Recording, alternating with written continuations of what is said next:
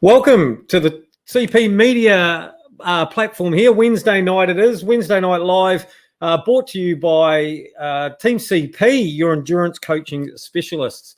I'm Angus Petrie, and with me, as always, is our team captain, Richard Greer. Welcome back.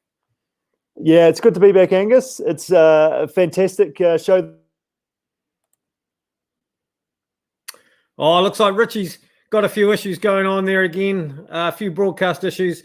Anyway, it's super great to be back. We're trying to broadcast this through as a podcast now as well, so a little bit of a change to this evening's intro.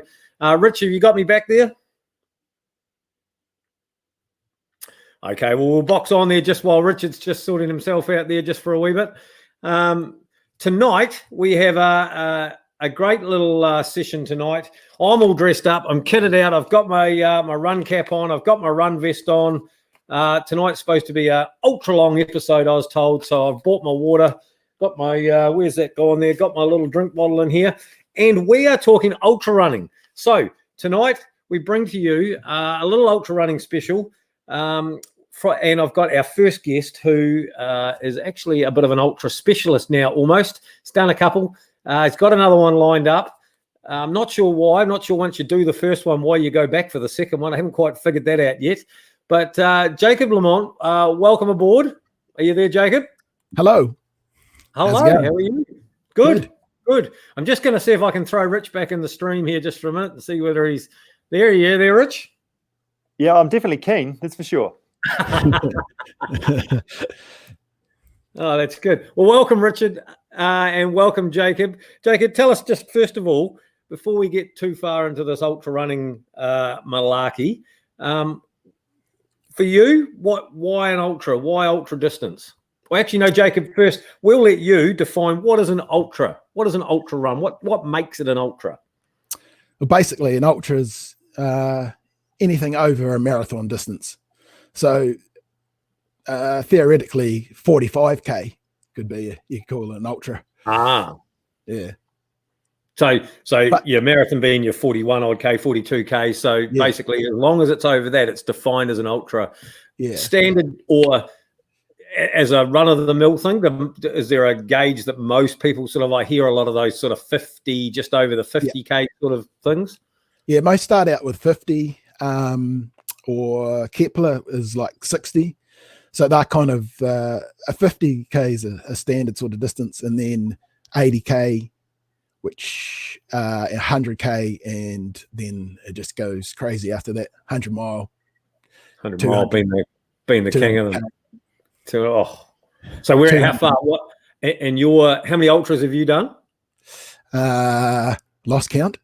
I've done 3 milers, 100 miles, 160K so far, and probably dozens of the other distances. Okay, well, I'm actually really intrigued about that. So, how many ultras in a year could you do or recommend to do? I know from the mountain biking scene, there's some bloody nutcases out there that can do a whole heap of 24-hour races in a year, but then there's others, and they suggest that maybe 1 or 2 is enough for the body to deal with. What about ultra running? Is that similar? Yes, similar. There is the Southern competition at the moment, which is the 4 Southern Ultra 100 miles in a year, and you get a trophy for that. So there's a few people that have completed that I know of. So yeah, 4 in a year, which is pushing it for, unless you're quite experienced. Yeah. So, well, let's go right back to the start with you. What your first ultra? What was it? Well, my first actual official race was a 50K. So I started at the big distance straight away. I never ran any halves or marathons or anything like that. Books and all. Yeah. I pretty much came from a mountain bike sort of background. Yep. Stopped that for a while. Got quite into a lot of other stuff. Never had been a runner. Lost quite a bit of weight in order to go back to mountain biking, and then somehow I fell into this let's challenge ourselves and run the 50K, just hearing it through friends about them, and it was quite intrigued. And so was that a hilly one or a flat one? Trail or sealed type sort of a thing? Trail. I wasn't really interested in the road ones. Trails sort of my favorite go-to. The first one was like it was undulating, so which was Naseby, which is a very popular one for first timers because it's loops. Okay, so that's actually an interesting thing on its own there. Obviously, there'll be some races out there, and I know some of the big international races are like a point-to-point race. And if we think about the Old Ghost Road Ultra, that's a point-to-point.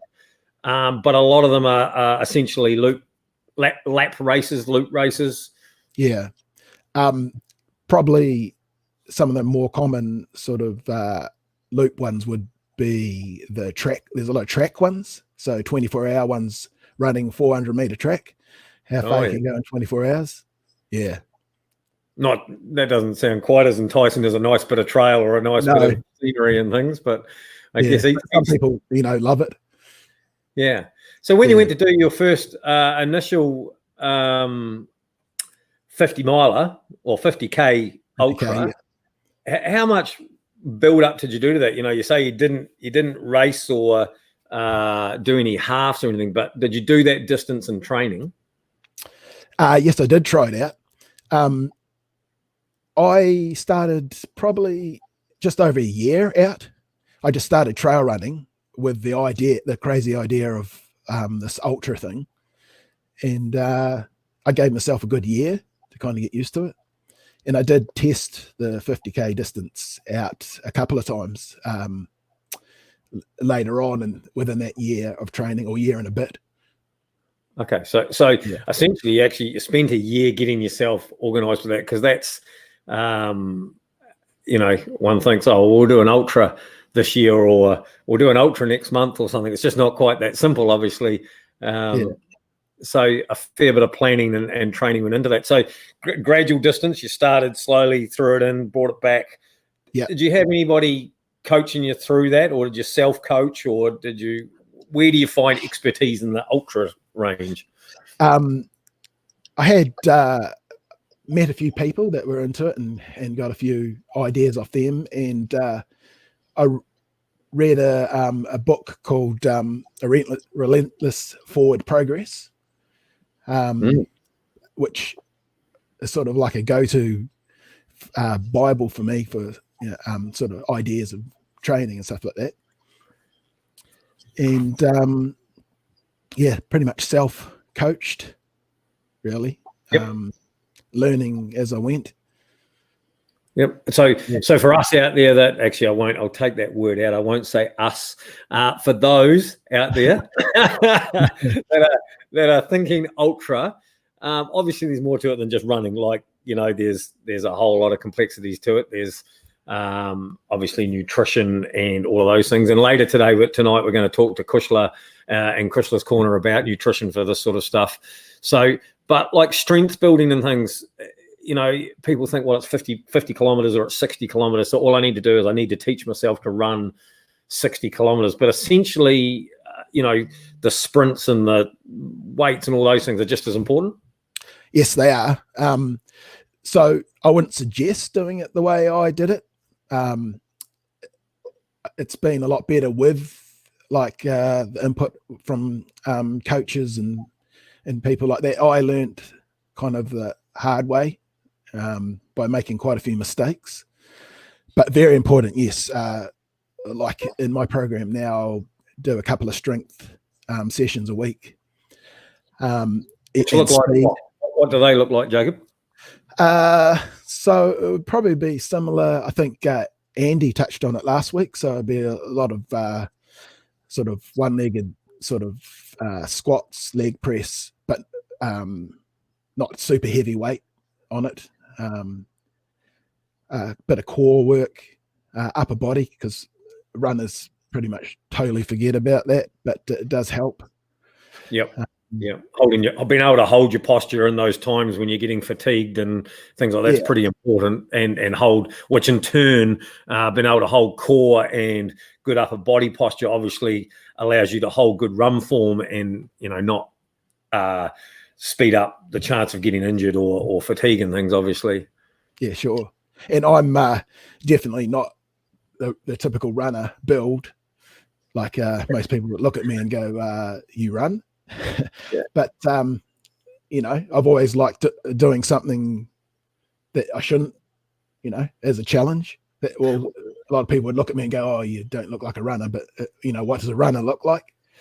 Yeah, well, I suppose stereotypically we think about the old bean sprout, and a runner.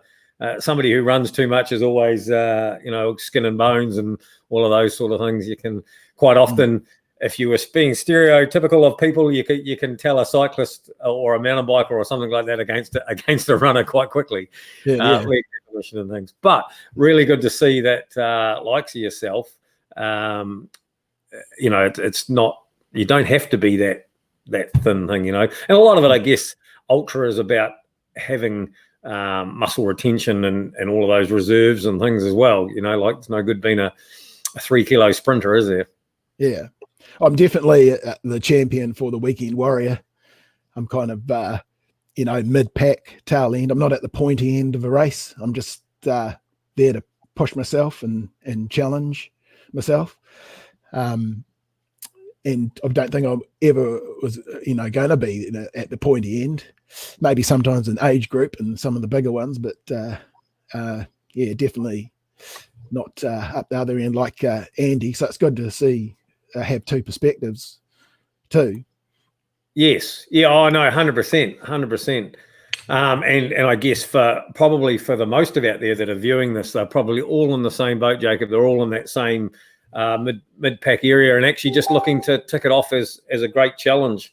Because let's face it, there's some things that we do out there, and for lots, coast to coast one day, that's a bloody big challenge in itself. But trying to tick an ultra run off where it's the one discipline and it's a pretty repetitive thing sometimes is probably mentally. So I guess through your 50 Ks, your 100 milers, I'm really intrigued about what it takes to do a 100 miler and where the head goes there. Like your head must just go all over the place, eh? Oh, definitely. And there's points that you're slightly delirious, through the night. You're definitely seeing things sometimes. You're that tired. Yeah. Witching out. Yeah. And after a while, your mind, like I'm quite stubborn. So I think you sort of build that in practice through other shorter races coming into it. You just to push through, you just keep moving. So we'll keep moving here a little bit. There's a couple of wee things I just want to cover as well, but you just sort of said, through the night there. So obviously if you're doing like a 24-hour lap race or an ultra that's in any time of the year, winter, summer, it's in the dark. How much night running do you do to train yourself into that? Because obviously it's that actually, again, doesn't matter how fatigued you actually are at the time, trying to run in the night is actually a whole lot more fatiguing on the brain, yes, at any time, isn't it? Yeah, trail running itself, I mean, you're having to look ahead of you and think a lot more than you would just turning over on the road. So at night, it adds another aspect where, the shadows from your lights, everything looks slightly different. You could be tired. So I do a lot of early morning runs in the dark, which helps with, work and all that anyway. So that really helps to practice that. So it's a good skill to get used to, running with head torch. A lot of people find that weird at first as well. So you're running with all the gear. Probably coming into a race where you'd go through the night, I might practice going through the night once, but I wouldn't suggest doing it all the time because you don't want to, say, muck up your body clock too much. Yep. You make sure you have a good rest afterwards. because when you're training for an ultra, you're going to be kind of fatigued some of the time anyway, and that could make it worse if you practice it too much. But you want to know what it feels like. So like everything though, for everything we do in training, we need to be getting that appropriate rest to allow the body to build on what you've just put it through and take that next step. All the good eatings and all of those sort of things. Just talking there, you mentioned about running with the gear and things, and so let's just quickly touch on what sort of gear you'd use in an ultra. I guess depending on whether it's a road surface or a trail, depends on what type of shoe you wear. But I'm sitting here in my run vest here with my where's that here, my drink flask here, and all those sort of things. I've got my pole here. That's sort of to do an ultra. You see a lot of people carrying a lot of gear, putting poles to use, all those sort of things. Yes. Yep. So practicing with all your gear is probably essential, because you don't want to really turn up and you haven't got used to that weight on your back. The bigger one, especially with a lot of climbing, definitely poles. Some courses won't let you use poles. Oh, read the rules. Yeah, read the rules. Definitely the harder ones in Australasia. The hardest ones pretty much Northburn and Cromwell. You definitely want to use poles. It's just relentless. Yep. And yeah, practicing carrying everything definitely helps. So, your pack, you've always got minimum gear that you're required to carry, especially because you're in the mountains. Yeah. So, like, how do you, whether you be a 50K or 100K, obviously, as you line these events up with different distances and things, how do you pace yourself? Or how do you, I guess now how fast you run these things, but if I'm going, okay, I'm going to run an ultra, Jacob, you're going to talk me into running an ultra, and I'm going to have my first crack at it, and I run a 10K at a reasonable old pace, which is pretty handy, but I need to go, well, I'm going to eat and I'm going to need to drink and I'm going to need to do all those things. How do I figure out how long this is going to take me?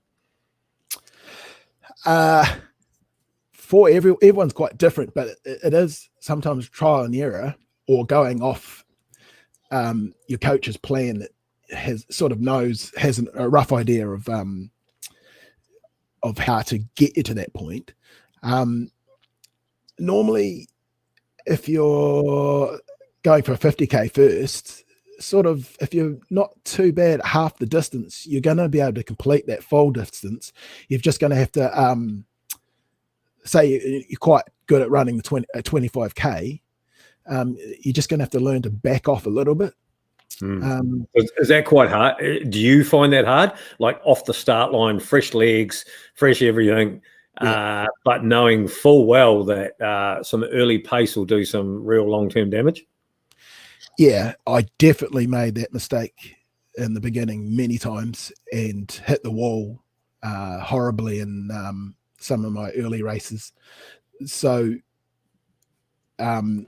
it's hard to say sometimes how you're going to, because you don't know how you're going to feel over that certain time if you've never over that distance. So if I'm doing 100K, I mean, I guess again, the terrain makes a big difference, because let's face it, sometimes an ultra run becomes a long walk or a grovel or whatever, depending on what the terrain is.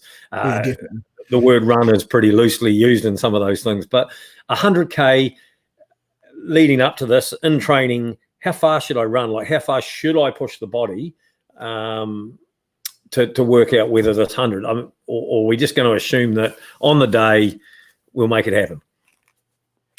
I wouldn't suggest ever doing the full distance in practice, unless some people get super keen and do that. You need a fair gap before the race day, though, to do that, right? Yeah. But maybe up to 70 or 80% of the distance, right? In one of your long training runs. A lot of times people do what's called a sandwich training, which would be splitting the distance you're going to do over 3 days, or for most, that's not practical because most people use the weekend. So I split that over 2 days when I've built up to that. So if I'm doing 100K, I might try and do in my last, month out long runs, I try and do a couple of 50Ks quite close to each other, or just under that. Right. And how far from the main event would you be going that far, running that sort of distance? I do my last sort of longest heavy weekend 3 or 4 weeks out from the race, and then start tapering back. But then most people would laugh at your taper because, like, the next weekend you might run a 30K, sort of thing. So it's all relative. Yeah, correct. Yeah. Correct. Yeah. All right. Well, just quickly before we move on here, Nick Duggan here has asked a question. What age did you do your first ultra? So I guess we can do this 2 ways. You can answer at what age you did your first ultra, or you can tell me how many years you've been running ultras for. So I've been running ultras for probably 8 or 9 years now. So I started very late. Right. Yeah. That's not what I was going to say, Jacob. Yeah. But, which is okay. So you've been knocking away for some time. Yeah, with ultras. A lot of people tend to do it, should I say, when they're getting a little bit older.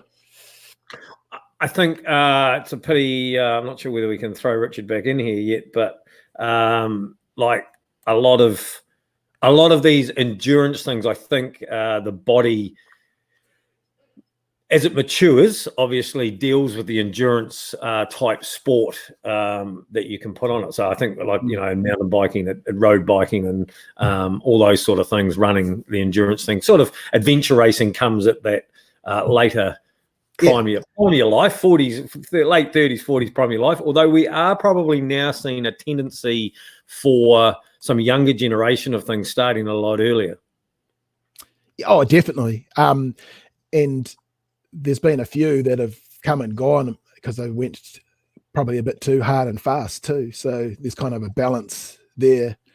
But yeah, your endurance definitely improves with age. Right. Well, time's getting past, but what we might do here, actually, Jacob, because our next thing we were going to touch with, and with Richard just being a little bit coming and going there, but what I might do is I might actually see if Cushla will join us and talk nutrition for ultra. And I'd love you to stay with us here, Jacob, just to give your insights as we start to talk about how we fuel and what you eat, maybe what you prefer and all those sort of things. Sure. So, Cushla, hopefully you got your ears on, because in 3, 2, 1, welcome aboard. Hello. Hello, welcome back. I'm going to take my run vest off now because, I'm just comfortable here again. How are you, Cushla? Raring to go. I'm good. It was really interesting hearing Jacob's insights to ultra running. It's makes a marathon look pretty easy, doesn't it? I'm always in awe of people who can push their bodies and boundaries and all those sort of things to those great distances. So tonight, Cushla, with our ultra running special here, we thought we'd just talk a little bit about nutrition and how to fuel the body for a said distance, because I guess fueling for a 2-hour block against a 20-hour block is quite substantially different.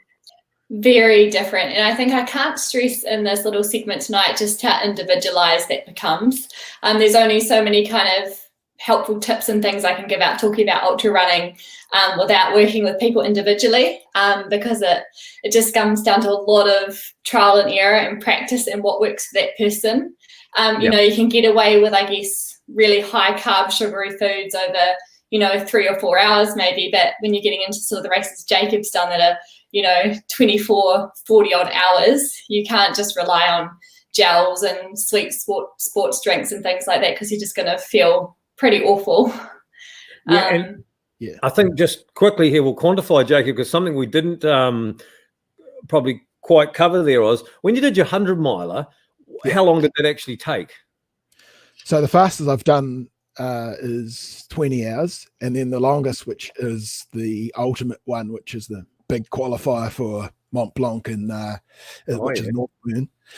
That was 40. 40 hours. And almost 11,000 meters of climbing. Wow. That's amazing. Even just the sleep deprivation. Yeah. Didn't stop. Do you have any idea of how many calories you might have burnt on that day? I did try and look back to have a look, but I do remember it was a serious amount. Yeah. Thousands and thousands. And what were you eating? What was I eating? Yeah, I assume a range of things. Yeah. So for me, what I found works is definitely you start eating almost straight away within 20 to 40 minutes of starting your race, and little and often and real food. So it would be stuff like you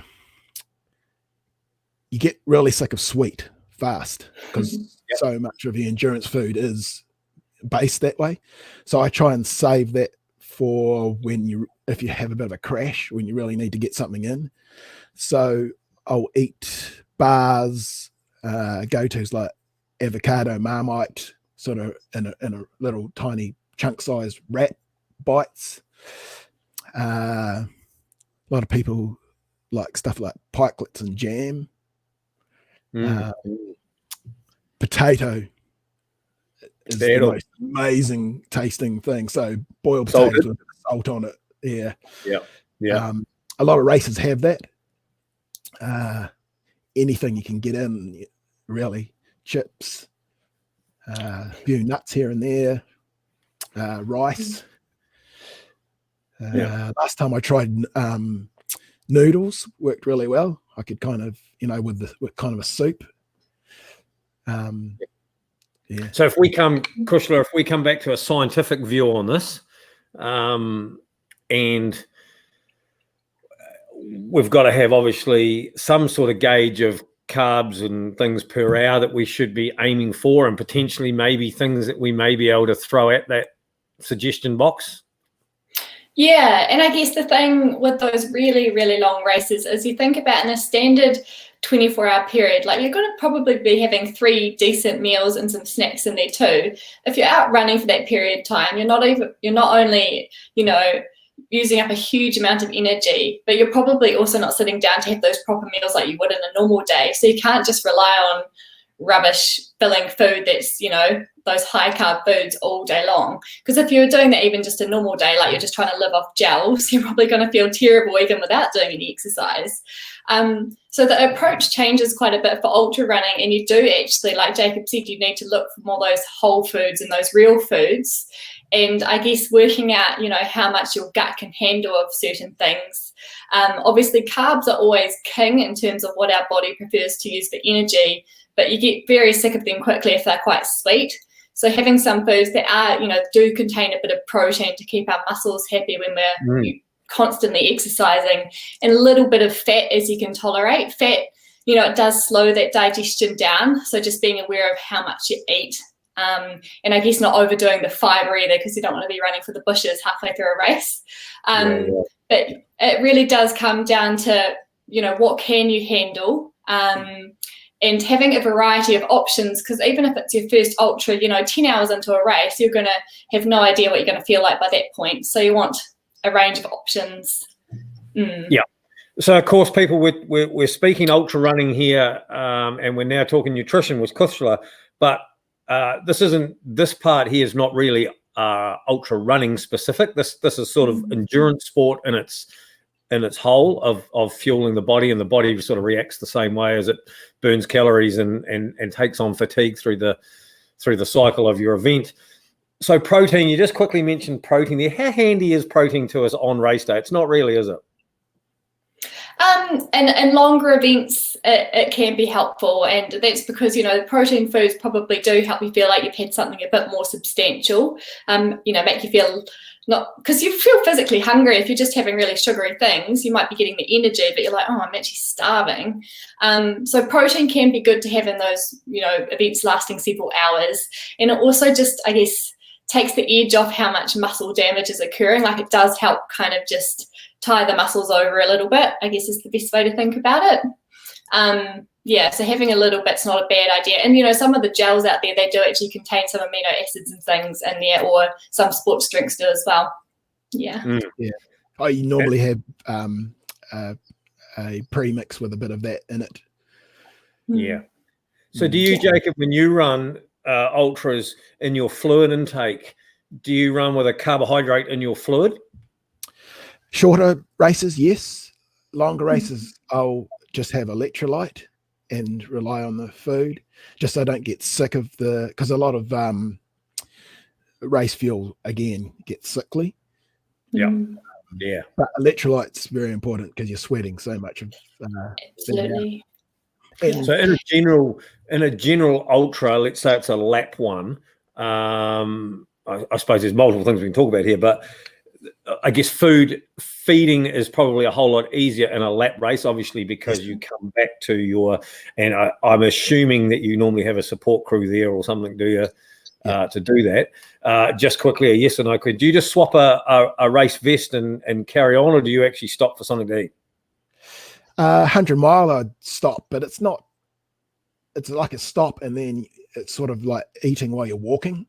Yeah. So you get very used to walking and eating. It's kind of strange.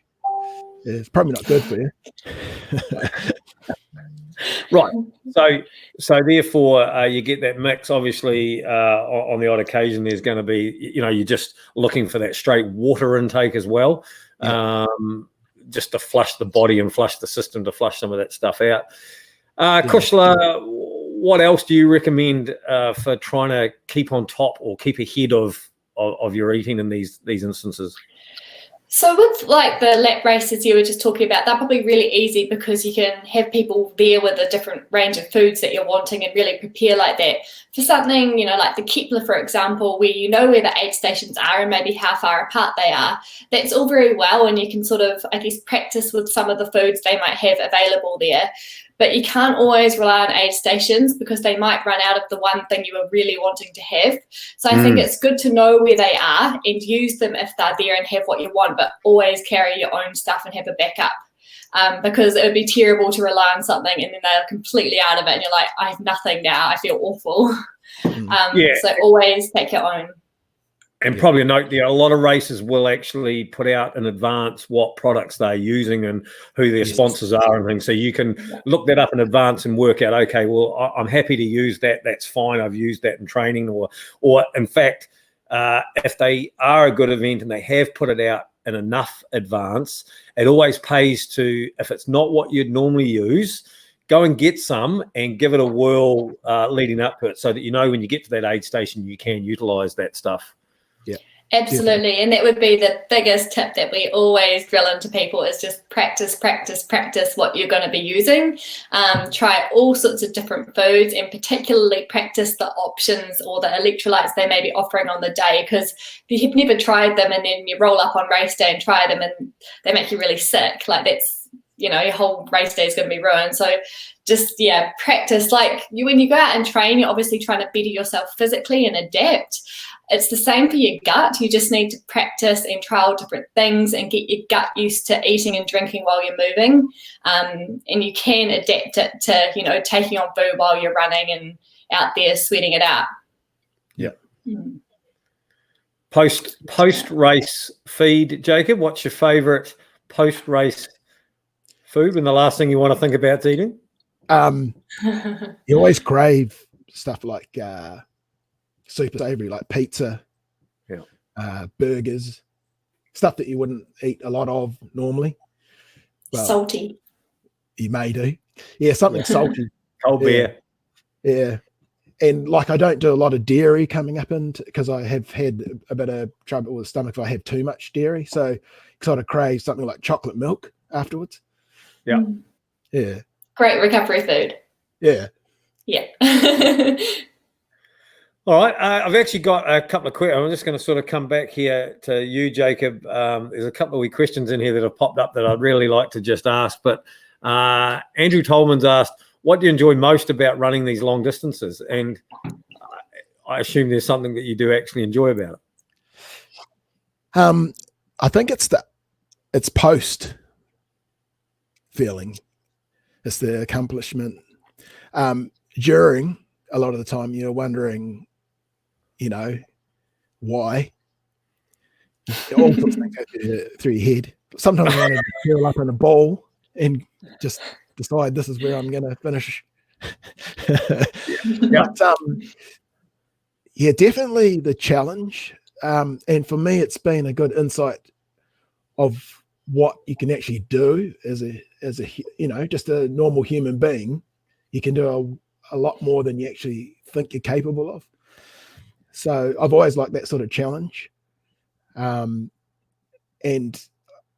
I guess I'm someone that has to always be doing something. Otherwise, like if I don't get out for some sort of exercise, it drives me nuts. So I think I'm to the extreme end of that. So I kind of enjoy the pain. Yep. Bit of suffering. Everyone loves a bit of suffering. So I've got sort of a very similar question here from Kayla Cunningham and from Logan Ackers. Logan asked, what is the one thing you wish you knew before you started your first ultra? And I guess that in the same turn for Kayla, if you could give an ultra newbie one tip, what would it be? So I guess sort of pretty close to being the same question there, Jacob. Yeah. I think it always comes back to why. Like, are you doing it because other people are doing it? Are you doing it to challenge yourself? And then, I don't know, for a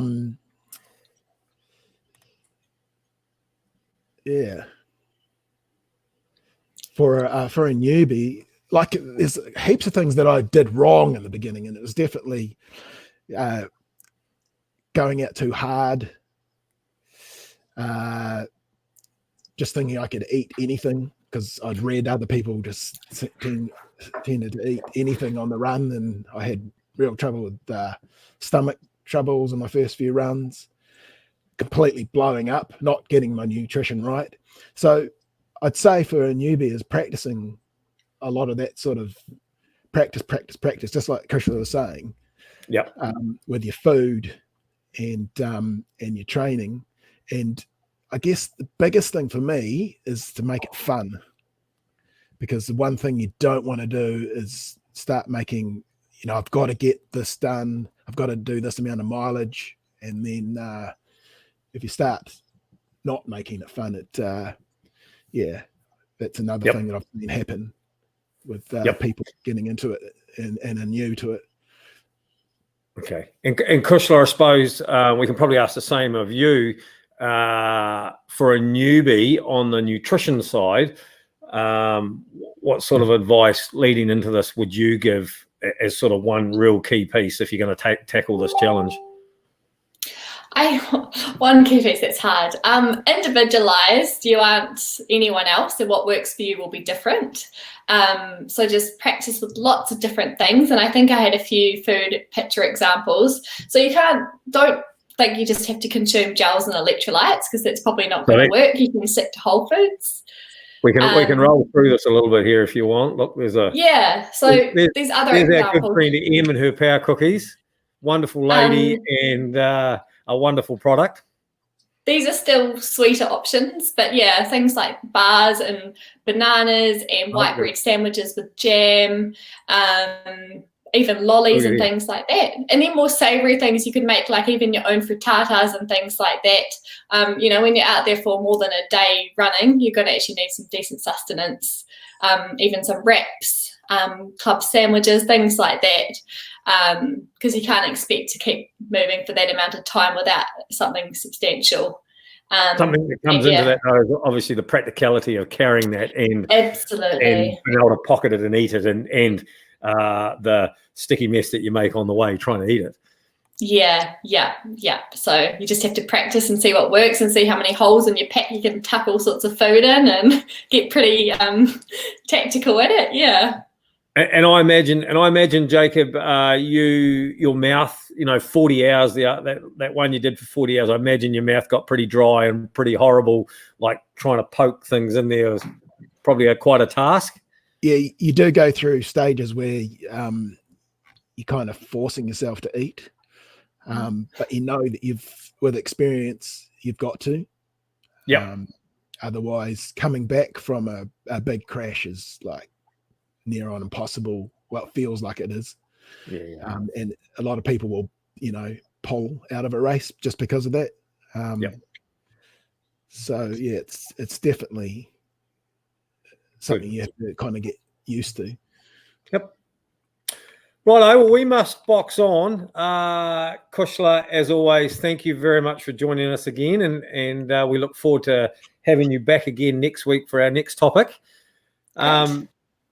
Jacob, absolute wonderful. Thank you, especially for joining us and sharing the insights into your horrid world of ultra running. There's been a few comments popping up here, just general comments.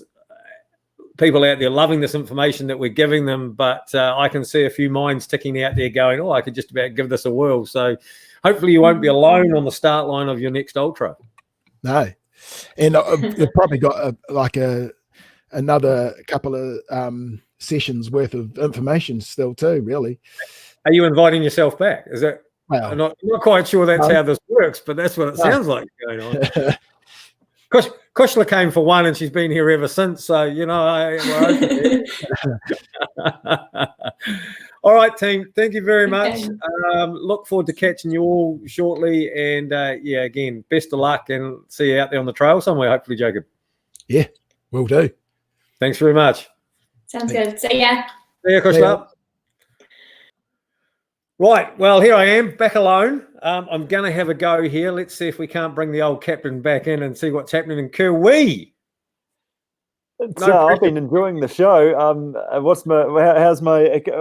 live? Am I on? What's my story? You're actually live, my friend. My friend, welcome. You are live. Yeah, alive. Yeah, no, good. Well done. That's good. It's been interesting just sitting back, listening. You going hard over there. Well done, Angus, tonight. It's been good. Good, lots of good insights. Well done, Jacob, and well done, Cushla, for sharing those good things, and well done for you to holding things together. I think that was absolutely fascinating, to be fair. And I suppose that's something I'm really loving about this whole platform that we've got going here, and the range, Richard, of coaches and athletes and people's experience that we've actually got out there to bring to the studio and put out there. And actually, it's really enjoyable to hear where other people are at, That's right. And you come back to that, as Jacob talked about, that why. Why am I doing this? And if the why is strong enough, hey, you'll get it done and you'll prepare well. And I think that's the key thing, isn't it? And often these ultra events, the why, like there's a bit of fear factor in there as well. I can see that. Yes, there's a fear factor in there. So training is definitely, you're definitely motivated to do that. We just need to make sure we actually get to the start line in one piece and actually not injured during that. And then Jacob touched on that in terms of making sure we do some of that strength training, mobility, keep your body in one piece. So then you're more likely to actually make it to the start. So that's pretty cool. Yep. Now, while we've got you, I don't want to miss an opportunity here. While your internet's running sweet, how about we just have a wee recap of what happened in the weekend? Yeah, I think so. Hey, another awesome challenge. Oh, look at that. I might have used up all of that. Should have got to this bloody earlier, shouldn't we? Let's see. Come in, Rich. Are you still there? I'm going to drop him out. He's run out of things. But what I am going to do is I'm going to bring Fiona in. Fiona, are you there? Yep, all here. I knew I could rely on you. Well, we'll see. You've just been promoted to co-host here to talk away through here what was our weekend. We're going to weekend recap here. We had our Everesting challenge. We did. Yep. Yeah, it was lots of fun. Lots of people getting out. Perfect weather. Was perfect weather. And if you were out there and you were following our CP community page and the main page, you will have seen lots of people out there claiming lots of meters, not only for their weekend challenge as a team, but probably putting them in their own little bank for their month of May Everesting challenge. So, Fiona, how many did you bag? I think it ended up a bit under 2,000, 19 something. I went up Mount Peel, so that was a new one for me, which was fun. Somewhere a bit new, bit of an adventure. That's Yeah, it's a bit of a squinty photo. So that's a beautiful view. Look at the state of that. Hey, how lucky are we? Oh, it was stunning. It was just not a breath of wind. I don't think I've been on the top of any of those Canterbury mountains when it's just been so still. Yep. No, classic. And so how many in your team? Well, I was with the coaches team. So with us, of course. Sorry. all of the coaches. Did you put 2,000? I didn't see that on the list that you had 2,000 to your name there. Yeah, yep. So up Big Mount Peel, and there's a couple of sort of little peaks in between, which adds to the total a wee bit. So excitingly, we actually put, between us all, we actually put nearly 2 Everests on the board. We did. We just fell that little bit short. Yeah, I think there's a bit of, and I think there's an excuse for that. Richard told me to use it was Mother's Day on Sunday excuse, and we all did the right thing there and stayed home. Yeah. Well, I mean, Saturday was my Mother's Day treat, actually, getting out and going for an adventure. But yeah, I couldn't really back that up for Sunday as well. That seems a wee bit unfair. And while I'm here alone and Richard's not here with me, we actually did a bit of mountain biking in the weekend and put 1,500 meters each on the board for that. But I'm pretty sure he was there. I remember looking back at one stage and seeing that he was there, clocking up his meters there behind me. So nice. He can't. Nice. I can see him in the background here giving me the thing. He can't defend himself. That's not fair, is it? But when you can take one, you should always take one. So I've got a couple of other things here that actually were happening. Now, James Kay and Matt Fine, they collectively did an Everest in the weekend, and they were using the Zwift platform. So nice. So they managed to do it virtually on their bikes. There's a little picture here that we got sent of them at the completion of it. I think we may have also had Joe Straker, one of our athletes, did an Everest on Zwift all by herself as well. Very impressive. So 18 hours of Zwifting. Yeah, that is definitely a bit hardcore. I actually have tempted the whole thought pattern of having a crack at that Everest, but then managed to luckily talk myself out of it each time. Nice. What else we got on here? We had all sorts of people all over the place doing things. What's here? This looks like a bit of Belinda Farmer. Their team definitely put some meters on the board. I think Belinda might have had the most of that team just about on her mountain bike. Luckily for them, they have the Rotorua trails right on their doorstep. So they have some of the finest mountain biking up there that they can. So a bit lucky with that.